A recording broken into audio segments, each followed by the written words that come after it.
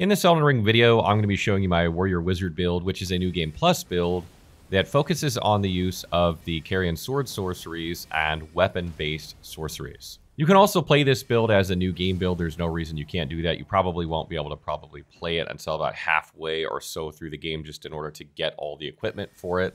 Maybe a little bit further than that, but there's no reason you couldn't do that if you want. The reason I made it a New Game Plus build was that's kind of the point of the game where I'm testing things at the moment, and also I wanted to see if it would continue to work because you're kind of capping out at your intelligence at the end of New Game at about 80 intelligence. So I wanted to see if the damage would be high enough in New Game Plus. Thankfully, that seems to be the case. So let's get into the equipment that we use first before we jump into the spells. The first thing I use here is the Carian Regal Scepter. This has really good sorcery scaling, 373 at 80 intelligence, which is basically like about as good as you can get if you're not using Lusat's Glintstone Staff, which increases the cost of your spells by 50%. So we use this, most of the time when we're moving around the landscape between checkpoint to checkpoint. However, we do have Lusat's Glintstone Staff here, which is 413 sorcery scaling, which is 40 higher than the Carian Regal Scepter. And we use this in our right hand as like an alternate staff. So you're going to swap back and forth between this and the Carian Regal Scepter. And you can use this for tough fights or boss fights. I like to use this in fights where the amount of FP I have is not the issue. It's dealing damage as quickly as possible. So, like, between checkpoints, if you use this, you're probably going to run out of FP more quickly, and you might have FP management issues. But when you're in a boss fight, you're just trying to burn that thing down as fast as you can. So getting that extra sorcery scaling and trading for the FP is not a bad trade. So then in my left hand, we have the Carian Glintstone Staff. I have this upgraded to 25, and I'll explain why that is a bit later. But essentially what we're mainly using this for is because it boosts Carian sword sorceries. Again, you only have to hold it out when you're casting these spells in order to get the benefit of it. You don't have to cast it with this staff specifically. So putting it in the left hand when we're casting with Carian Regal Scepter or Lusat's Glintstone Staff is going to give us that extra 15% or so damage increase when we're using the Carian sword sorcery spells, and you don't even have to cast with it. And also, I have the Carian Knight Shield. This is just a great shield I feel like fits the armor and style of this build. It gives you a blocking option. Can't really block counter with this build because we don't have a true weapon, a true melee weapon in this sense. So you're not really going to do block counters or anything like that. But you can put, like Carian Retaliation there, or you can leave it with no skill if you want to be able to use Spinning Weapon on your Carian Regal Scepter. Or, you can just put Barricade Shield if you want in order to have, better blocking on it. All these things are up to you depending on what you want to do with that shield. You don't even have to use the shield for this build. I just thought I'd give you another option in terms of things you can do. A lot of times you have enough damage with this build that you don't have to cape out the Carian Glintstone Staff in order to kill things in one hit, and you can keep that shield out for blocking if you need it. Beyond that, I'm using the Beast Champion armor set with the Great Helm in order for the look that we're going for. Really, the reason for this is because it has good protection and good poise. You can use any armor set here that has these things if you want, and there are some helmets that give you intelligence if you prefer, but I really like the way this looks. The Beast Champion armor, if you change it from the altered version back to the regular version, has this amazing flowing cape in the back. That's probably my favorite armor piece in the whole game, if I'm totally honest. It just looks amazing, and it sort of gives you this Enchanted Knight, Mage Knight feel to this build that I think looks really cool while you're playing this sort of melee mage. When it comes to talismans for this build, we have the Magic Scorpion Charm, the Graven Mask Talisman, Radagon Icon, and Dragon Crest Great Shield Talisman. Magic Scorpion Charm is going to increase the damage of all of your spells here because they're all magic damage, so you're getting like 100% efficacy out of that, which is fantastic. Graven Mask Talisman, again, also similar situation, increases the damage of your sorceries. All of these spells are sorceries, so you're getting max efficacy out of that as well. We have the Dragon Crest Great Shield Talisman to give us even further protection. It's probably a little overkill. You could probably swap this out with something like Ritual Sword Talisman if you want to get more damage. I just find that because you're playing a melee style build with this, that you're going to get hit more than if you're playing a range style mage. If you mix in spells that are ranged, this would probably be a better option. But I have almost 100% melee spells here with one ranged option. And lastly, we have Radagon Icon. This is going to speed up the rate at which you cast like Carian Slicer or Carian Greatsword or Adula's Moonblade. These will get triggered faster, especially when you're chaining them back to back. And that helps a lot here because we don't have any points in dexterity really. So now that we got the equipment out of the way, let's jump into the spells a little bit. First up is Terra Magica. When you put this on the ground, you're going to get a huge boost to your magic damage. That's all your spells are. That's great.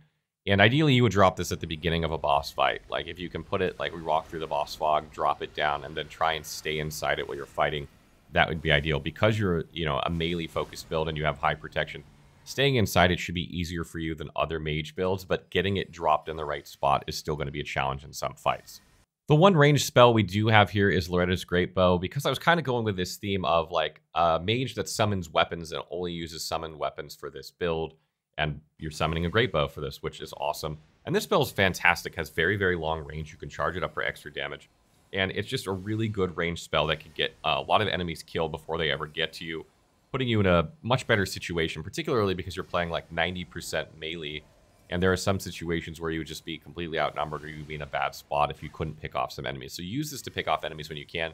And you can drop Terra Magica down to boost the damage of this if you need to as well.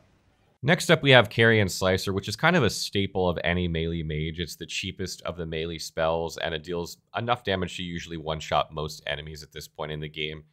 And it's something that you're going to use situationally. You'll probably phase it out more and more as you progress through NG+, because the damage of it I don't think will be able to keep up with basic enemies.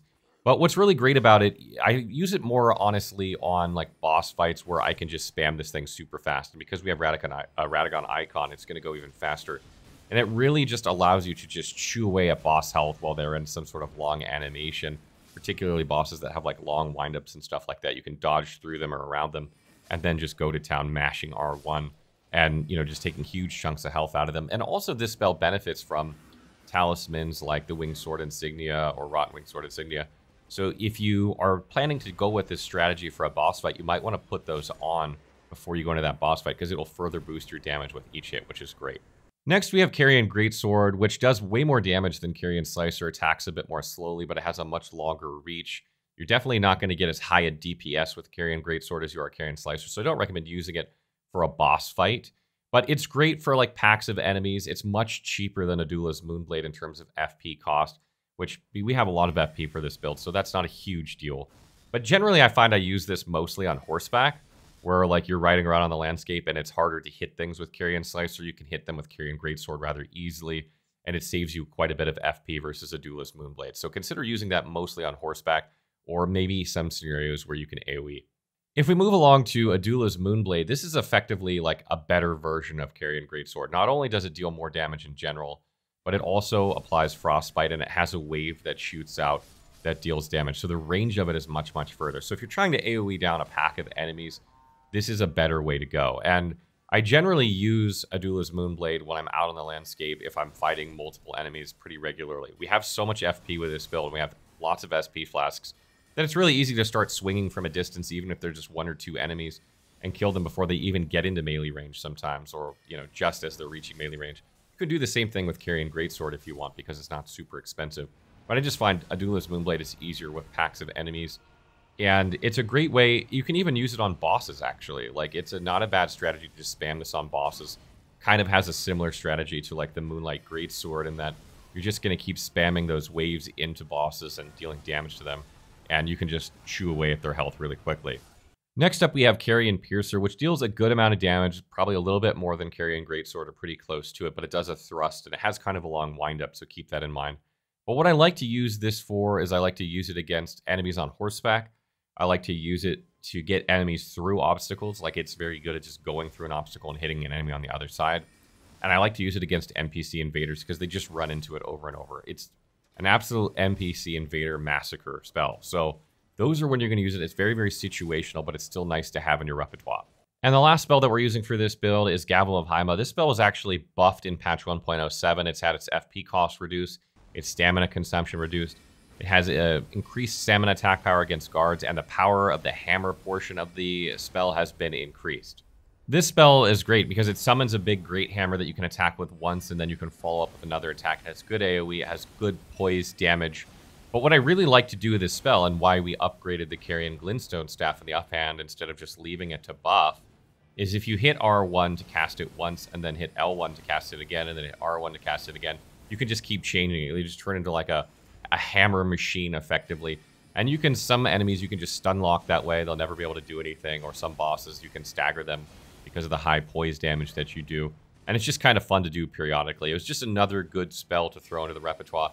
It's very, very situational. It's not something you're going to use all the time. But it kind of fits the theme of being able to summon all these different weapons. So now you got a bow, you got different types of swords, and you got a hammer as well, which is really cool. Moving along to the attributes for this build, I have 52 Vigor, 41 Mind, 34 Endurance, 10 Strength, 12 Dexterity, 80 Intelligence, 7 Faith, and 9 Arcane.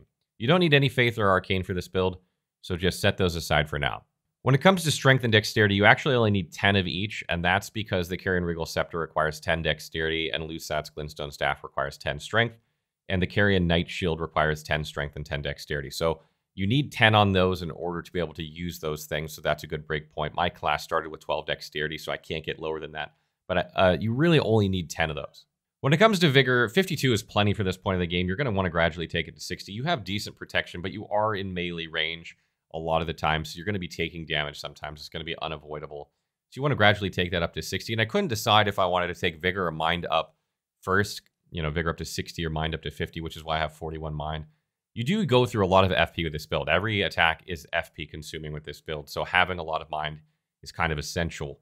And if you swap to Lusat's Glintstone Staff for a tough enemy or boss, that becomes even more true. So getting that Mind up to about 50 is going to be ideal throughout the course of NG Plus as well.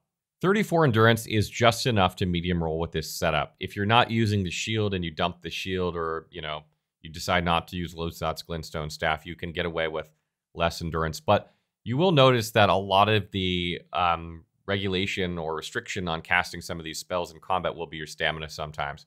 Like if you go in and spam Gavel of Haima, you're going to run out of stamina really quickly. So having extra stamina is not bad for this build, and you really can't have enough stamina. So 34 Endurance is fine, even if you aren't using those.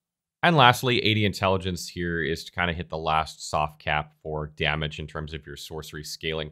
At some point, you'll want to take this up to 99. That's literally the only other way to increase your damage with this build, besides maybe shuffling around some of your talismans to like the Ritual Sword Talisman, etc. So at some point, you're going to want to increase that. I would say get Mind up to 50, get Vigor up to 60, and then increase your Intelligence up to 99. And that basically sort of caps out this build in terms of its damage. So that's probably like, you know, New Game Plus is probably the last playthrough you'll do, or you might have a tough time in New Game Plus Plus. And again, you can play this game in New Game, or play this build in New Game as well. So you can basically get about 1.5 playthroughs out of this build. And lastly, just some final tips before we go. If you're using the Flask of Wonder Physique, you're obviously going to want the Magic Shroud and Crack Tier here. All our damage is magic. It's 100% magic. So that's really going to boost your damage in boss fights or tough sections. So make sure to use that whenever you need it. Not just boss fights, but any section that you know, especially if you're playing a New Game Plus, right? Like, you know what the stretch is going to be like, how long it is to the next bonfire, whatever. So make sure you use that Flask. And other ones I like to add here are consecutive hits, like the Thorny Crack Tier. If you're, going to be using Carian Slicer as your strategy on a boss, that's a good one to use. Or if you're going to be using the Gavel of Haima strategy, increasing your poise damage is great. Otherwise, stamina recovery is always good.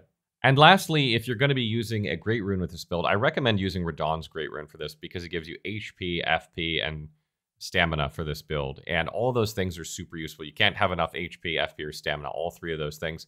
But you really don't need any more stats for this build after, a few more levels in this, like 20, 30 more levels, and you really don't need that many more stats. So, it's not really going to benefit you much to have that much more endurance. Strength and dexterity really don't do anything for this. Faith and Arcane don't really.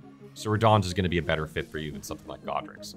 So keep an eye out for that and use that when you get it. That wraps up our Warrior Wizard build. I have more builds planned as we explore, other Ashes of War and more weapon videos, obviously. Stay tuned for those.